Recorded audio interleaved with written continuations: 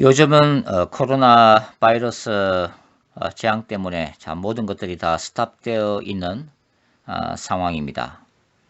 교회에서의 예배조차도 현장 예배를 드리지 못하고 대부분의 교회가 온라인으로 전환하고 있는 시점이죠. 많은 분들이 이제 종말론에 대해서 관심을 가지기 시작했습니다. 사실 종말론은 제가 늘 주장하다시피 신학의 중심에 있다고 말씀을 드릴 수가 있습니다. 그동안 사실 종말론은 조직신학의 제일 마지막에 부록처럼 이렇게 취급되었던 것이 바로 우리 기독교 역사라고 말씀을 드릴 수가 있죠. 그러나 이제 종말론은 주님의 재림이 가까우면서 신학의 중심점으로 이동해야 한다고 저는 개인적으로 생각을 하고 있습니다. 성경 신학의 중심이 사실 종말론이라고 말씀을 드릴 수가 있습니다. 창세기 1장 1절에서 하나님이 태초에 하나님이 천지를 창조하시니라. 처음 하늘과 처음 땅의 창조가 선언이 되어 있죠. 그리고 성경의 제일 마지막인 요한계시록 21장 1절을 보시면 내가 또 새하늘과 새 땅을 보니 처음 하늘과 처음 땅이 없어졌고 바다도 다시 있지 않더라. 바로 새하늘과 새 땅의 창조 뉴 제루살렘의 도래를 선언을 하고 있습니다. 이것이 성경을 하나의 유기체적인 어떤 통일성, 일관성을 가지고 있는 영감 있는 하나님의 책, 더바인 북으로 볼 때 물론 그 휴먼 북이기도 하죠. 여하튼 성경의 저자가 각자의 신학과 시대적 상황과 공동체의 상황 속에서 기록된 것이 성경이니까요. 여하튼 이런 성경 전체를 하나의 영감된 책으로 볼 때 이러한 구조 속에서도 분명히 성경은 종말론적인 중심 사상을 가지고 있습니다. 신약 시대가 바로 종말의 시작이라고 할 수 있죠. 예수 그리스도께서 천지를 창조하신 그 말씀이 인간의 육신을 입고 이 땅에 오신 것이 바로 구약이 얘기하고 있는 메시아 왕국의 도래라고 하는 바로 종말에 일어난 일이라고 말씀드릴 수가 있죠. 그리고 예수님이 성천하시고 성령께서 오심, 이 바로 이제 종말론적인 현상입니다. 그러니까 예수님의 초림, 교회 시대의 시작은 곧 종말의 시작이라고 할 수가 있죠. 그리고 예수님이 다시 오심, 예수님의 재림은 뭐예요? 종말의 완성이라고 할 수가 있습니다. 그리고 종말에는 두 가지가 있는데요. 개인적 종말과 우주적 종말이 있습니다. 개인적 종말은 우리가 직면해야 될 육체적 죽음을 얘기하죠. 그리고 우주적 종말은 바로 예수 그리스도의 재림 사건. 인류 역사가 마무리가 되고 새로운 신적 하나님의 완전한 통치, 성령의 완벽한 그 통치가 시작되는 것이 바로 새로운 하나님 역사의 시작인 재림 사건입니다. 이렇게 성경은 바로 종말론적인 그런 신학을 그 토대로 하고 있다고 해도 과언이 아니죠. 우리가 이제 마지막 때의 징조들을 읽으면서 중요한 것은 종말론 그리고 요한계시록에 대한 올바른 이해를 하는 것입니다. 오늘 이 시간에는 마지막 기독교 시리즈를 시작을 하면서 마태복음 24장의 종말론 그리고 요한계시록 6장에 나와 있는 그 종말론을 함께 결합해서 마지막 때에 하나님이 말씀하시는 전반적인 징조가 무엇인가를 함께 공부를 해 보도록 하겠습니다. 우리가 마지막 때가 어떻게 흘러가는지를 건전한 올바른 성경 신학적인 토대에서 이해하는 것이 대단히 중요하기 때문입니다. 마태복음 24장 32절과 33절 말씀을 먼저 읽어보죠. 무화과 나무의 비유를 배우라. 그 가지가 연하여 지고 잎사귀를 내면 여름이 가까운 줄 아나니 이와 같이 너희도 이 모든 일을 보거든 인자가 가까이 곧 문 앞에 이른 줄 알라. 자, 예수님이 무화과 나무의 비유를 배우라고 말씀을 하시죠. 이 무화과 나무의 비유가 뭘까요?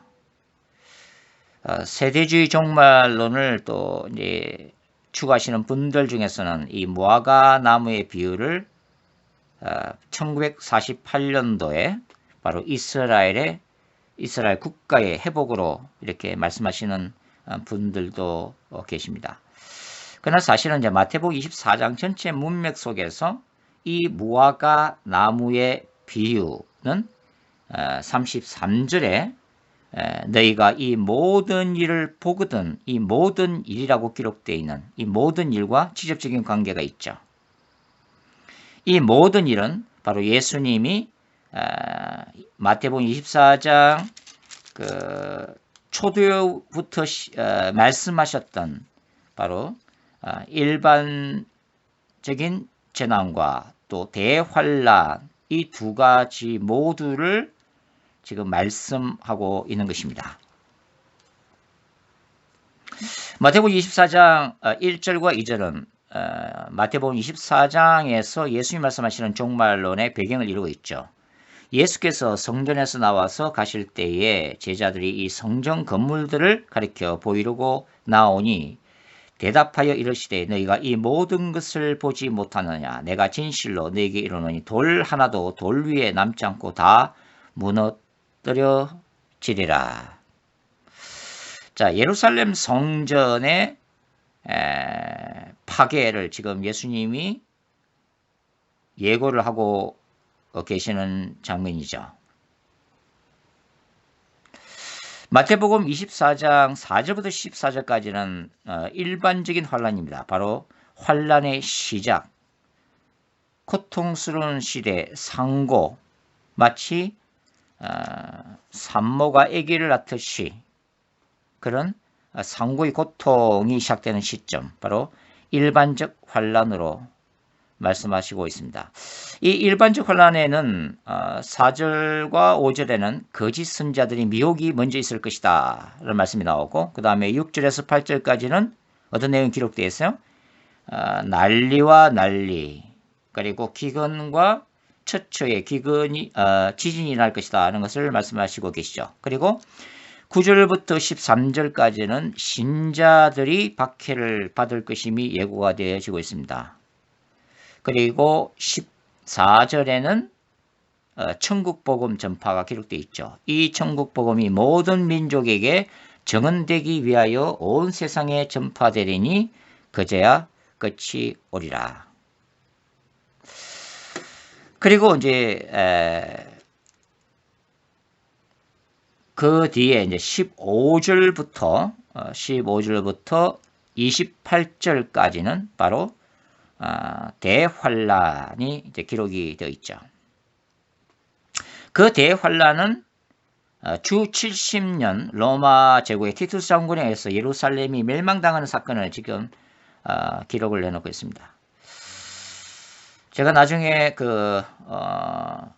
다니엘서 9장에 나오는 70일에를 다시 한번 말씀드릴 기회가 있을지는 모르겠는데 그때 가서 이제 자세히 또 설명을 반복해서 또 드리겠지만 여기 나와 있는 이 마태복음 24장에 나와 있는 그 예루살렘 성전의 심판 사건, 예루살렘 성전이 로마 제국에서 무너지는 이 사건은 사실 이중 예언이라고 말씀을 드릴 수가 있습니다. 예수님이 24장 15절을 보시면 다니엘서 바로 71회의 구절을 인용하시고 계시죠. 다니엘서 9장 27절 인용하시고 계시죠. 그러므로 너희가 선지자 다니엘이 말한 바 멸망에 가정한 것이 거룩한 곳에 선 것을 보거든 읽는 자는 깨달을진저. 다니엘서 9장을 지금 인용하시는 것은 바로 주전 167년부터 164년경에 예루살렘을 박해했던 셀루쿠스 왕조의 시리아 왕 안티오쿠스 4세 에피파네스의 그 우상 숭배 정책을 지금 인용하고 계신 거죠. 예루살렘 성전을 작은 뿌리라고 불렸던 이 안티오쿠스 4세 에피파네스가 짐승의 피로 우상을 섬으로 더럽혔던 그 가증한 사건을 지금 암시를 하시면서 바로 이와 같은 일이, 즉 예루살렘이 더럽혀지는 사건이 누구에서 일어난다고요? 주 70년에 로마 제국의 티투스에서 이루어진다고 하는 것입니다. 그리고 동시에 마태복음 24장에서 예루살렘이 무너지는 사건을 예고하시고 난 다음에 29절 보십시오. 그날 환란 후에 즉시 해가 어두워지며 달이 빛을 내지 아니하며 별들이 하늘에서 떨어지며 하늘의 권능들이 흔들리리라. 그때 인자의 징조가 하늘에서 보이고 그때 땅의 모든 족속들이 통곡하며 그들이 인자가 구름을 타고 능력과 큰 영광으로 오는 것을 보리라. 그가 큰 나팔 소리와 함께 천사들을 보내리니 그들이 그의 택한 신자들을 하늘 이 끝에서 저 끝까지 사방에서 모으리라. 이거 뭘 지금 얘기하는 거예요? 바로 예수님의 재림 사건입니다. 그러니까 예루살렘이 무너지는 것을 예언하신 다음에 바로 그날 환란 후에 바로 재림 사건을 얘기하는 것은 주 70년 사건 후에 예수님의 재림이 일어났다는 게 아니라 지금 뭘 얘기하고 계시는 거예요? 이중연법. 그러니까 70년 예루살렘 심판 사건이 마지막 때에 일어날 대환란의 예표로 보신 것입니다. 그리고 그러한 환란 후에 바로 예수님의 재림이 일어날 것이라고 지금 말씀하고 계시는 것이죠. 자, 마태복음 24장을 지금 계시록 6장하고 관련해서 지금 우리가 살펴볼 필요가 있습니다. 그러니까 마태복음 그 24장에 나오는 일반적인 환란 네 가지로 말씀을 드렸죠. 뭐가 어떤 사건이 일어난다고 그랬죠? 미혹이 있을 것이라는 것입니다. 미혹, 거짓 선자들에 대한 미혹. 그 다음에 난리, 기근, 지진. 그 다음에 세 번째가 신자들이 박해를 받을 것이다. 그리고 천국 복음이 전파될 것이다. 이 네 가지가 말씀을 드렸죠. 이런 것들이 지금 계시록 6장에서는 바로 첫째인부터 다섯째 인의 환상에 해당이 된다고 하는 것입니다.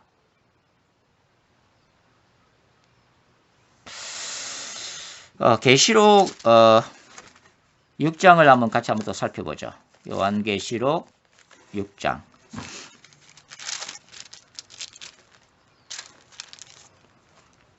요한계시록 6장 2절 1절과 2절을 읽어보겠습니다. 요한계시록 6장 1절과 2절 시작. 내가 보매 어린 양이 7인 중에 하나를 떼시는데 그때 내가 들으니 네 생물 중에 하나가 우레 소리같이 말하되 오라 하기로 이에 내가 보니 뭐가 나오죠? 흰말이 나옵니다. 흰말이 있는데 그 탄자가 활을 가졌고 멜류관을 받고 나아가서 이기고 또 이기러 가더라. 자, 요한계시록 주석서들이나 신학자들이나 목사님들이 설교하시거나 강해하시거나 주석할 때에 늘 이제 논란이 되는 게 바로 이 흰말에 대한 환상이죠. 도대체 이 흰말을 탄 자가 누구냐? 크게는 뭐 두 가지로 나눠지죠. 첫 번째가 적그리스도다. 적그리스도로 주장하시는 분들도 많죠. 그렇게 주장하는 것은 바로 이 적그리스도가 흰말을 탄 계시록 19장에 예수님이 백마를 타고 재림하시는 모습으로 기록되어 있는데 적그리스도가 그것을 모방해서 나오기 때문에 적그리스도로 해석해야 된다. 그렇게 주장을 하시죠. 그리고 또 하나의 이유가 뭡니까? 마태복음 24장에 이 일반적 환란에서 제일 먼저 등장하는 것이 뭐였죠? 바로 미혹이라고 했던 거죠. 거짓 선지자들의 미혹이 반드시 있을 것이다. 그러니까 미혹이 가장 먼저 나왔기 때문에 마찬가지로 계시록 6장에 가장 먼저 나오는 이 흰말을 탄 자도 바로 거짓 선지자의 미혹에 해당되는 적그리스도다라고 주장을 하시는 것입니다. 어느 정도 일리가 있는 주장인데 그러나 저는 이 흰말을 타고 있는 자를 바로 이 요한계시록 6장 안에서 그리고 요한계시록 전체의 문맥 속에서 해석을 해야 올바르게 이해할 수 있다고 저는 믿고 있습니다. 여기서 이제 요한계시록 6장에서 이 흰말을 타고 있는 자가 뭘 받고 나오고 있어요? 면류관을 받고 나가서 이기고 또 이기려고 하더라라고 지금 기록이 되어 있습니다. 바로 이 면류관이라고 하는 헬라를 우리가 주목할 필요가 있습니다. 이 면류관은 일반적인 왕들이 쓰는 왕관, 디아데미가 아니죠. 이 면류관은 스테파노스입니다. 스테파노스는 뭐예요? 일반 경기에서나 전쟁에서 승리했을 때 주어지는 월계관이죠. 월계관. 월계관을 의미를 합니다. 만일 적그리스도가 이 적그리스도로 해석할 경우에는 이 스테파노스라고 하는 이 면류관은 적그리스도에게 어울리지가 않습니다. 여러분들 요한계시록을 쭉 읽어보시면 이 용으로 상징되는 사탄이나 바다에서 올라오는 짐승인 적그리스도 같은 경우는 모두 면류관을 쓰고 있는 게 아니라 뭘 쓰고 있어요? 왕들이 쓰는 왕관들, 즉 디아데미를 쓰고 있습니다. 요한계시록 12장 3절이나 13장 1절에 나타나 있죠. 이 왕관은 만왕의 왕 대신 예수님을 모방해서 그들이 지금 왕관을 쓰고 있는 모습이죠. 그러니까 면류관이라고 하는 것은 경기나 전쟁에서 승리자들에게 주어지는 이 면류관은 성경에서는 신자들에게 주어지는 것으로 그렇게 이해를 해야 합니다.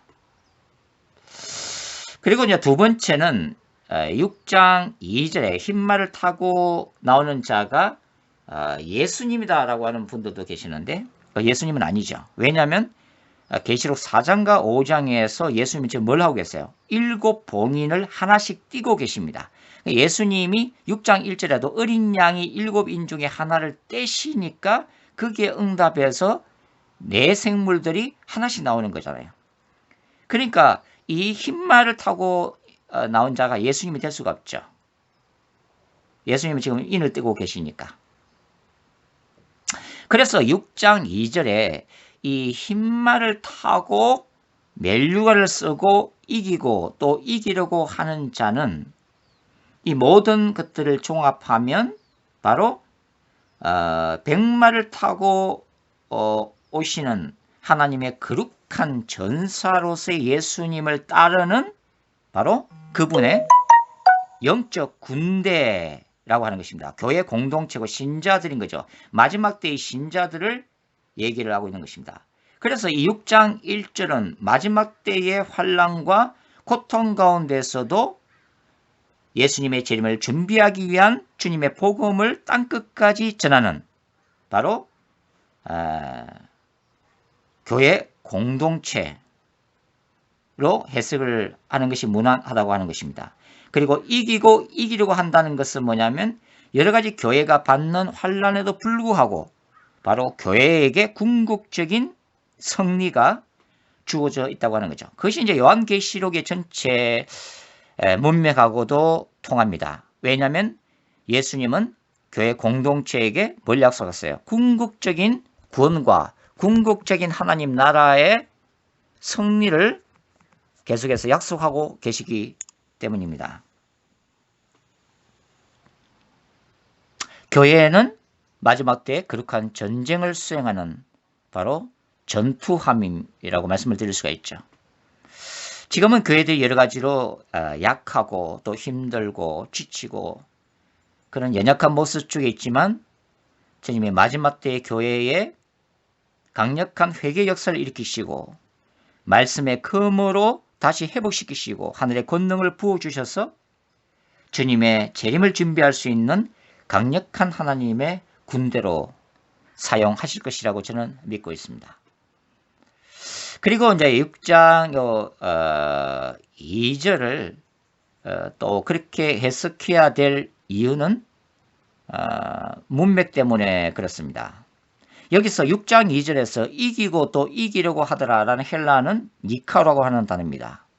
이 니카오라고 하는 단어, 6장을 요한계시록 6장이 낭독되는 것을 듣고 있는 요한계시록의 1차 수신자들인 소아시아 7교회 신자들은 이 단어를 들을 때에 이미 그 단어를 7번이나 들었던 기억을 가지고 있었을 것입니다.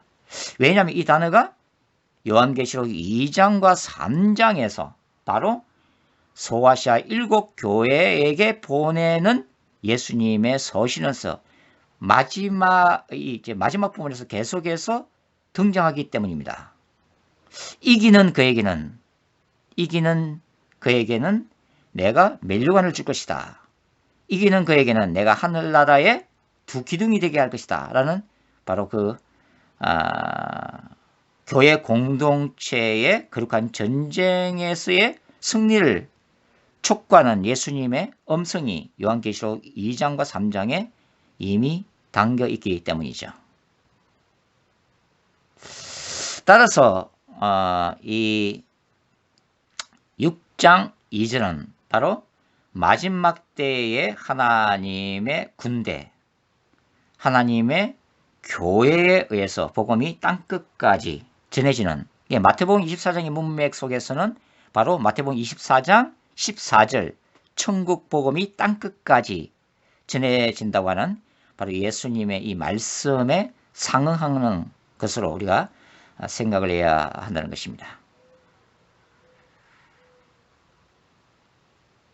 따라서 이 첫째인의 환상은 마지막 때의 환난, 재난, 고통으로 가득 차 있는 세상 속에서도 오직 예수님만을 의지하면서 예수님의 거룩한 신부들로 또 하나님의 군대로 마지막 때에 사탄의 나라와 대항해서 싸워야 되는 이 거룩한 전쟁에서 바로 승리해야 할 약속을 그리고 도전을 지금 받고 있다고 볼 수가 있는 것이죠. 자, 둘째인의 환상을 보겠습니다. 둘째인 6장 3절과 4절이죠. 읽어보겠습니다. 둘째인을 떼실 때 내가 들으니 둘째 생물이 말하되 오라 하니 이에 다른 붉은 말이 나오더라. 그 탄 자가 허락을 받아 땅에서 화평을 제하여 버리며 서로 죽이게 하고 또 큰 칼을 받았더라. 이 둘째인의 환상은 명백히 전쟁을 의미하고 있습니다. 붉은 말 자체가, 붉은색 자체가 뭘 상징하고 있어요? 피를 상징하고 있죠. 그리고 여기서 나오는 큰 칼은 마카이라입니다. 에베소서 6장 17절, 히브리서 4장 12절에도 동일한 헬라가 등장하죠. 이거는 로마 군들이 허리에 차고 있었던 양날성금입니다. 한 50cm 정도 되죠.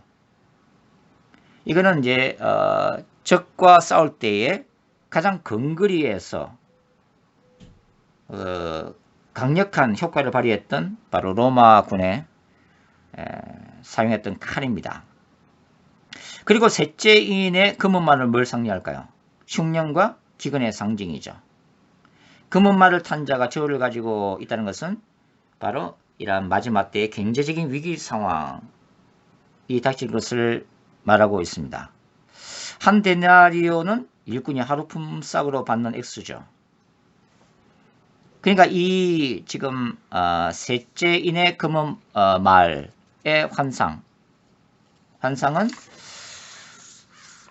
평소보다도 10배 이상 생필품의 가격이 치솟아 오는 것을 의미를 하고 있습니다.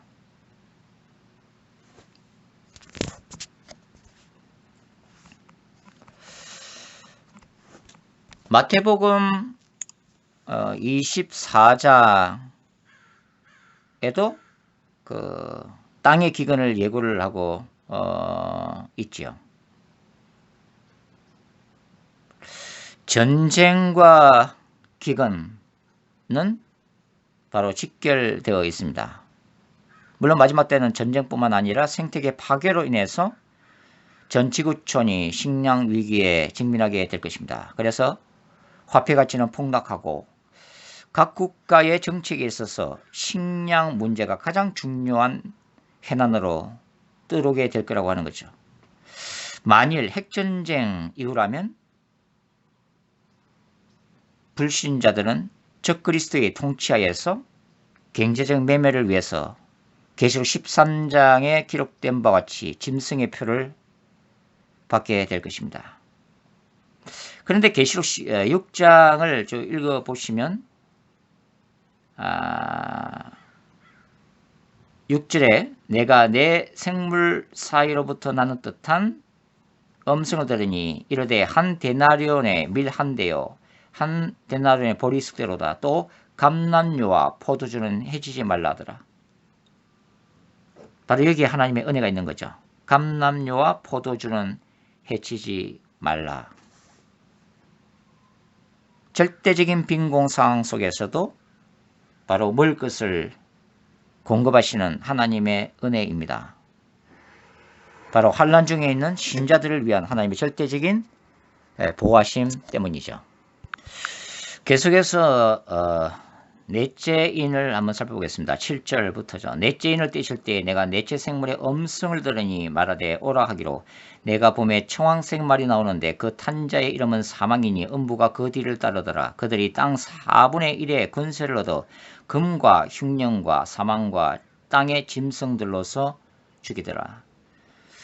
창백하고 푸르스름한 청황색은 시체의 색깔입니다. 그리고 죽음의 영을 상징하고 있죠.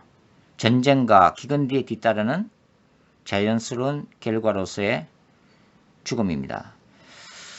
사도 요한은 이 죽음 뒤에 따르는 음부 하데스를 보고 있습니다. 이 하데스라고 하는 단어. 요한계시록 20장 1절과 13절을 참조하면 이 하데스 음부는 묵시적이고 상징적인 의미에서 바로 바다의 짐승 그리고 사탄이 나오는 그 무저갱, 바다, 죽음 똑같은 의미로 사용이 되어지고 있음을 볼 수가 있죠. 그리고 이 사망이라고 이 사망 대신에 누가복음 21장 11절은 또 전염병으로 바꾸어서 기록되고 있죠.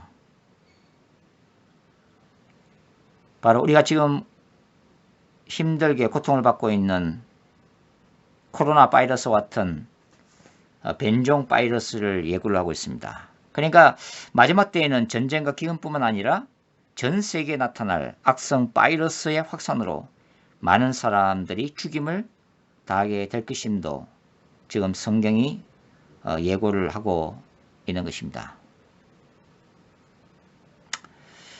우리가 이러한 시대적인 흐름을 알고 있어야 되죠. 마태복음 24장에서 주님은 이 모든 것들을 말씀하신 다음에 말씀하고자 하시는 핵심적인 메시지가 뭡니까? 바로 깨어있으라입니다. 깨어있으라. 너희가 시대적 징조를 읽고 무화과 나무의 비유를 배우라. 그것은 주님의 재림이 가까우고 있다는 것을 우리가 인식하고 우리 자신이 어떻게 하나님 앞에 바로 서 있는지 자신을 돌아보면서 주님의 다시 오심을 깨어 기도하면서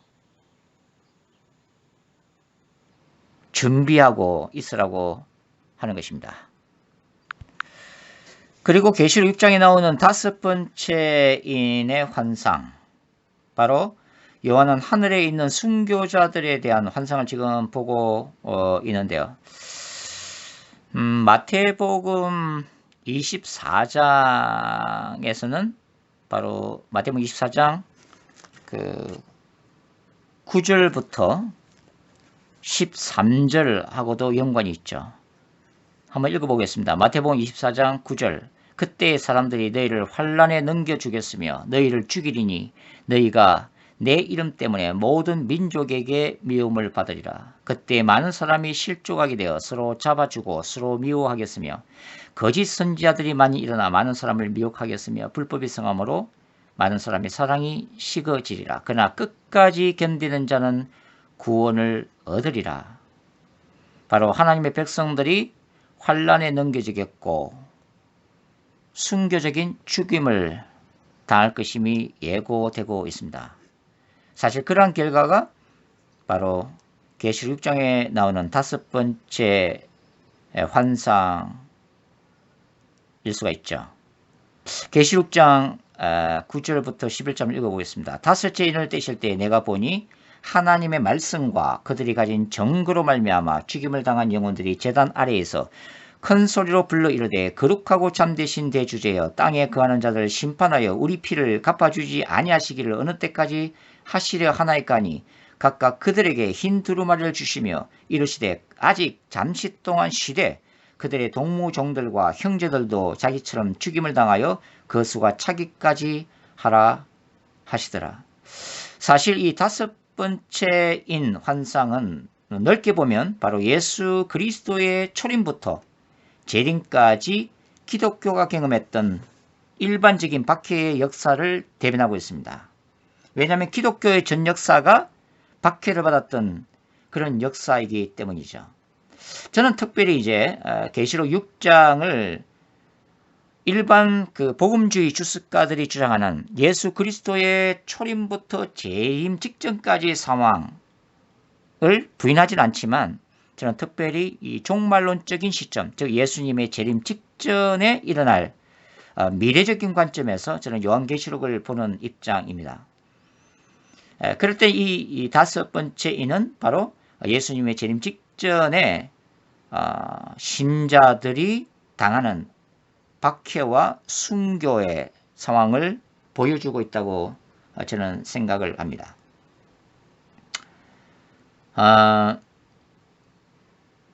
요한은 지금 환상 가운데 하늘의 번제단 주변에 있는 수많은 순교자들의 환상을 미리 보고 있죠.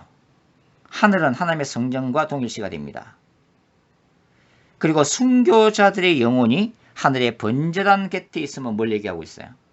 그들의 순교의 죽음이 바로 하나님의 제단의 거룩한 번제물로 드려졌음을 의미를 하고 있습니다.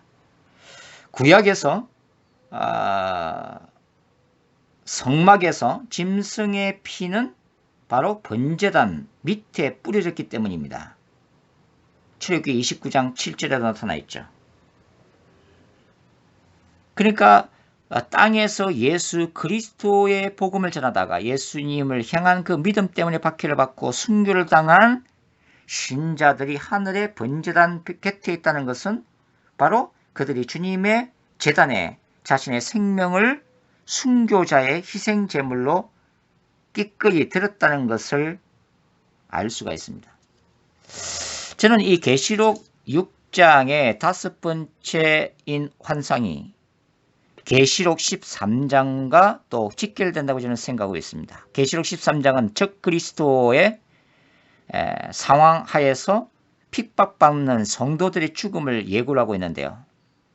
바로 그러한 대환란 시기에 예고된 순교자들에 대한 환상, 바로 그것이 계시록 6장에 보여진 5번째 환상인 것입니다.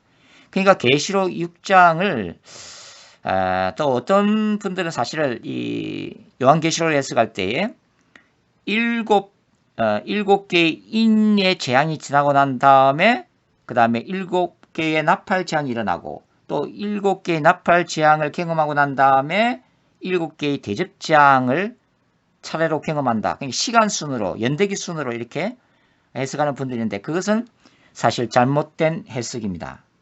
요한계시록은 시간적 연대기순이 아닙니다. 요한계시록의 구조는 제가 다른 데서도 말씀을 드렸지만 그것은 논리적인 순수로 구성이 되어 있다는 것을 우리가 이해를 해야 됩니다. 반복적이면서도 점점 재앙이 마지막 주님의 재림이 가까울수록 더 심해지고 있는 그런 구조로 되어 있다는 것이죠. 그래서 제가 계시록 6장을 바로 마지막 때 일어날 그 환란에 대한 대사나님이 큰 그림으로 이렇게 개관해서 보여주시는 것이고, 그 다음에 일곱째 인이 떼어지면서 바로 계시록 6장의 이러한 전체로 보여줬던 환상들을 더 구체적이고 반복적으로 보여주는 환상이라고 제가 몇 번이나 말씀을 드린 기억이 있습니다. 누구라도 우리는 박해받는 것을 좋아하는 사람은 단 한 사람도 없습니다. 솔직히 우리는 다 그런 것들을 두려워하죠. 그러나 요한계시록은 바로 마지막 때의 대환란을 예고를 하고 있는 것만은 틀림이 없습니다. 그리고 믿음을 지키기 위해서 언젠가는 자신의 목숨도 바쳐야 될 때를 예고하고 있죠. 지금 우리가 코로나 바이러스 재앙 때문에 현장 예배를 제대로 드리지를 못합니다. 기독교 역사에 있어서 한국이나 미국에서 생활하고 있는 우리들 입장에서 볼 때는 굉장히 충격적인 그런 현상이죠. 그러나 사실 요한계시록에 따르면 신자가 예배를 지상에서 드리지 못하는 때가 오고 있음을 이미 예고하고 있습니다. 바로 적그리스도 시대입니다. 적그리스도 시대 때에 대대적인 박해를 기독교는 받게 될 것입니다. 지상의 교회는 다 사라지게 됩니다. 결국은 지하 교회에만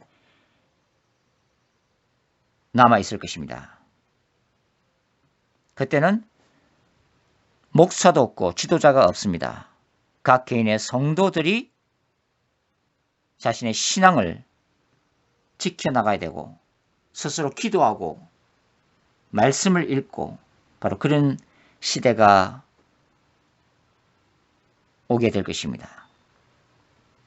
그런 시대를 우리가 예상하고 준비하는 그런 마음 자세도 필요하다고 저는 생각을 하고 있는 것이죠. 바로 마지막 때에 우리 모두에게 필요한 순교적인 영성이라고 하는 거죠. 자, 이제 마태복음 24장으로 다시 돌아갔어요. 마태복음 24장 29절부터 31절에 바로 예수 그리스도의 재림이 기록되어 있습니다. 한번 읽어보도록 하죠. 마태복음 24장 29절부터 31절 읽어보겠습니다. 그날 환란 후에 즉시 해가 어두워지며 달이 빛을 내지 아니하며 별들이 하늘에서 떨어지며 하늘의 권능들이 흔들리리라. 그때 인자의 징조가 하늘에서 보이겠고 그때의 땅의 모든 족속들이 통곡하며 그들이 인자가 구름을 타고 능력과 큰 영광으로 오는 것을 보리라. 그가 큰 나팔 소리와 함께 천사들을 보내리니 그들이 그의 택하신 자들을 하늘 이 끝에서 저 끝까지 사방에서 모으리라. 자, 계시록 6장 12절부터 17절에 기록되어 있는 여섯째인 환상. 또 한번 읽어보도록 하죠. 계시록 6장 12절부터 17절까지 읽어보겠습니다. 계시록 6장 12절. 내가 보니 여섯째 인을 떼실 때 큰 지진이 나며 해가 검은 털로 짠 상복같이 검어지고 달은 온통 피같이 되며 하늘의 별들이 무화과 나무가 대풍에 흔들려 스익은 열매가 떨어지는 것 같이 땅에 떨어지며 하늘은 두루마리가 말리는 것 같이 떠나가고 각 산과 섬이 제자리에서 옮겨지매 땅의 임금들과 왕족들과 장군들과 부자들과 강한 자들과 모든 종과 자유인이 굴과 산들의 바위 틈에 숨어 산들과 바위에게 말하되 우리 위에 떨어져 보좌 앉으신 이의 얼굴에서와 그 어린 양의 진노의 소리를 가리라. 그들의 진노의 큰 날이 이르렀으니 누가 능히 서리요 하더라. 진노의 큰 날. 진노의 큰 날. 구약 성경에 나오는 바로 여호와의 날, 야훼의 날입니다. 그러니까 마태복음 24장 29절부터 31절 이 내용은 계시록 6장 12절과 17절의 여섯째 인 환상과 동일한 환상입니다. 바로 우리 주 예수 그리스도의 재림과 관련된 직접적인 환상이죠. 요한계시록을 강의하시는 분들 중에서 이 계시록 6장의 여섯째 인을 어떤 천재지변으로 해석하는 분들이 있습니다. 근데 어떤 재앙이 아닙니다. 지구촌에 닥치는 어떤 재앙이 아니고 또 어떤 설교자가 해석하는 것처럼 혹성이 지구와 충돌하는 천재지변도 아닙니다. 우리가 계시록 6장의 여섯째 인의 환상을 올바르게 이해하기 위해서는 구약의 연설을 이해해야만 합니다. 특별히 이 여섯째 인의 환상 가운데서 큰 지진이 나고 해가 검어지고 달이 핏빛같이 변하고 하늘의 별들이 떨어지는 이 우주적인 대격변 현상은 이미 구약의 예언서, 특별히 12소 선지서에 기록되어 있는 바로 야훼의 날에 일어나고 있는 현상들임을 우리가 명백하게 이해를 해야 합니다. 굉장히 중요한 거예요. 왜냐하면 계시록 6장의 여섯째인 환상이 예수 그리스도의 재림의 날에 일어날 천재지변, 우주적인 대변혁이라는 것을 명백하게 분명하게 이해를 해야 계시록 6장에 나와 있는 이 첫째 인부터 여섯째 인까지가 마지막 때에 일어날 그 환란에 대한 큰 그림을 얘기하는 것이고, 그 다음에 일곱째 인이 떼어지면서 동시에 7개의 나팔 재앙이 울려 퍼지는, 그리고 그 뒤따른 재앙들이 바로 이 첫째 인부터 여섯째 인까지 예수 그리스도의 재림까지의 현상을 더 구체적으로 반복적으로 보여주고 있다는 것을 이해할 수 있기 때문이에요. 굉장히 중요한 것입니다. 아모스 8장 8절이나 이사야 13장 10절이나 에스겔 32장 7절이나 요엘 2장들이 다 바로 이 해가 어두워지고 달이 핏빛같이 변하는 것을 명백하게 기록을 하고 있다고 하는 것입니다. 그러니까 원래 구약에 나오는 이 야훼의 날은 뭘 얘기하고 있어요? 그룹간 전쟁 신학적 관점에서 보면 바로 이 야훼의 날은 이스라엘을, 구약의 이스라엘 하나님의 백성들을 박해했던 대적들을 심판하시는 사건입니다. 야훼의 날은. 그리고 이 요엘서 2장을 읽어보면 바로 이 야훼의 날은 이스라엘이 궁극적으로 구원을 받는 날이에요. 그러니까 두 가지 성격이 동시에 나타나 있는 것입니다. 제가 늘 강조하는 이 종말론적 거룩한 전쟁 신학. 그러니까 하나님은 그분의 백성들을 위해서 대적과 싸우시는 거룩한 용사이시면서 그는 대적에 대한 심판을 얘기하는 거예요. 동시에 이스라엘 백성들을 보호하시고 인도하시는 목자이시며 왕이신 신적 왕으로서의 그 하나님의 구원 사건인 것입니다. 그런데 구약에 나와 있는 이 야훼의 날이 신약에서는 뭘 얘기해요? 바로 예수님의 재림 사건을 얘기하는 것입니다. 재림 사건을 통해서 이 야훼의 날이 궁극적으로 최종적으로 완성이 되어지는 거예요. 그런 것들이 이제 마태복음 24장에도 동일하게 기록이 되는 것입니다. 자, 29절만 다시 읽어볼게요. 그날 환란 후에 해가 어떻게 돼요? 해가 어두워지며 달이 어떻게 됩니까? 빛을 내지 아니하며 별들이 하늘에서 떨어질 것이다. 바로 야훼의 날, 예수 그리스도의 재림의 날을 얘기하고 있는 거죠. 특별히 31절은 뭡니까? 그가 큰 나팔 소리와 함께 천사들을 보내리니 그들이 그의 택하신 자들을 하늘 이끝에서 저 끝까지 사방에서 모을 것이다. 데살로니가전서 4장에서 바로 바울이 얘기하는 천사장의 나팔 소리와 함께 일어날 예수님의 재림 사건입니다. 자, 세리주의 종말론에서는 데살로니가 전서 4장을 7년 대환란, 즉 그리스도가 세상을 통치하는 7년 대환란이 일어나기 전에 공중의 비밀리에 공중으로 재림하셔서 신자들이 휴거되는 환란전 휴거설에 대한 본문으로 보고 있지만 그게 아니에요. 데살로니가전서 4장은 유일의적 재림 사건입니다. 자, 여기에 대해서는 제가 따로 강의를 하게 할 것입니다. 그러니까 마태복음 24장으로 돌아가서 15절부터 28절까지는 예수님이 주 70년에 예루살렘이 멸망될 거라고 하는 하나님의 종말론적인 심판을 받게 될 거라는 것을 예고를 하십니다.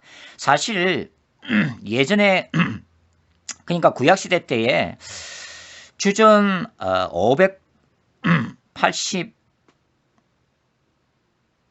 587년에 그 남유다가 바벨론에서 멸망을 당했습니다. 그리고 주 70년에 다시 로마 제국에서 예루살렘 성전이 불타게 됩니다. 사실 이것은 성전 중심의 신앙생활을 했던 이 유대인들, 이스라엘에게는 말 그대로 종말적인 사건이에요. 하늘과 땅이 무너지는 마지막 때의 대환란 그 자체인 것입니다. 그러니까 예수님은 예루살렘 성전이 멸망당하는 이 역사적인 사건을 예고하시면서 그것을 마지막 때의 적 그리스도 때 일어날 대환란하고 연결시키고 있는 겁니다. 그리고 이러한 대환란, 이게 이중연적 기법이라고 하는 거죠. 이러한 대환란이 일어나고 난 후에 29절 그날 환란 후에 예수님의 재림이 일어난다는 것입니다. 그게 환란전 휴거설이 절대 아니에요. 성경이 얘기하는 것은. 세대적 종말론에서 얘기하는 환란전 휴거설이 아니라는 것입니다. 성경은. 환란을 통과한다고 얘기하고 있는 거예요. 예수님의 재림은 환란 후에 일어납니다. 그리고 그 환란은 주 70년에 유대인들이 경험했던 예루살렘 성전이 멸망당하는 사건. 여러분도 아시다시피 그 당시 상황을 요세푸스가 자세히 기록하고 있는데 110만 명이 죽었습니다. 그리고 10만 명이 넘는 인원이 로마로 포로로 끌려갔죠. 엄청난 재난적 사건이죠. 환란의 사건입니다. 그러한 예루살렘이 멸망당하는 대환란이 바로 예수님의 재림 직전에 일어날 거라고 하는 거예요.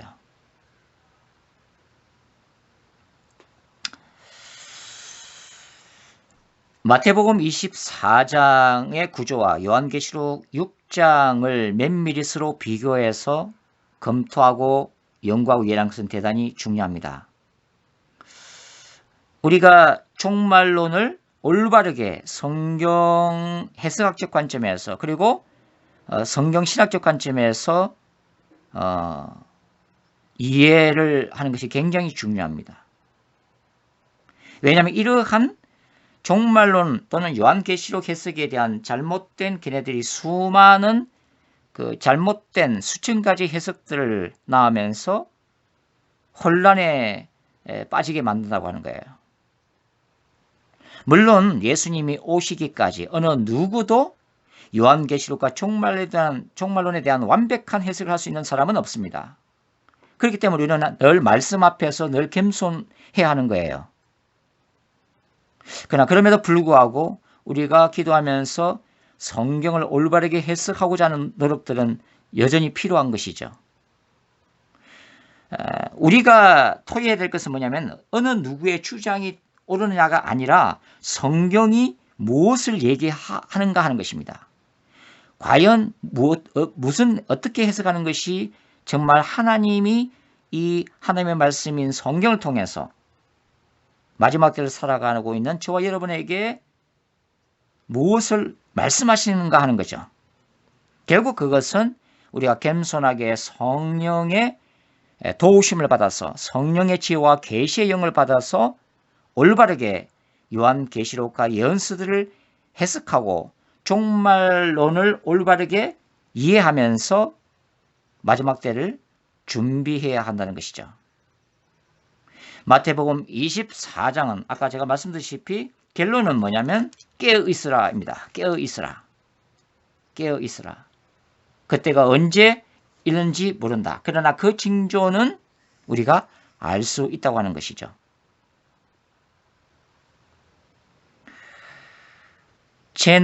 어떤 재난이 일어날 것인가? 또 적그리스도가 누군가? 사실 그런 것들은 성경의 본질적인 가르침이 아닙니다. 그것은 예수님이 오고 계시고 있다. 예수님의 재림에 대한 하나의 무화과 나무의 징조에 불과한 거죠. 성경의 참된 가르침은 우리가 언제 어디 있으나 늘 깨어 있어야 한다는 것입니다. 그것은 마지막 때가 될수록 우리가 말씀의 금인 이 성경을 더욱더 치밀하게 열정적으로 연구를 해야 되고 성경에서 말하는 건전한 종말론과 기독교 세계관으로 우리가 무장되어 있어야 한다는 거죠. 그것이 우리 스스로가 주님 앞에서 거룩한 예수님의 신부로 준비되는 길이고 또 이 땅에 일어나는 악의 권세들과 싸울 수 있는 바로 사탄적 권세와 싸울 수 있는 하나님의 군대가 되는 것입니다. 그것이 주님이 원하시는 것이죠. 기도하고 마치도록 하겠습니다. 거룩하신 아버지 하나님, 여러 가지 어려운 가운데 우리가 살아가고 있습니다. 우리가 종말의 징조들을 이제는 부인할 수 없는 그런 시대 속에 살고 있습니다. 우리가 늘 말씀 앞에서 깨있게 하시고 우리가 더욱더 무릎 꿇을 수 있도록 성령님 도와주시옵소서.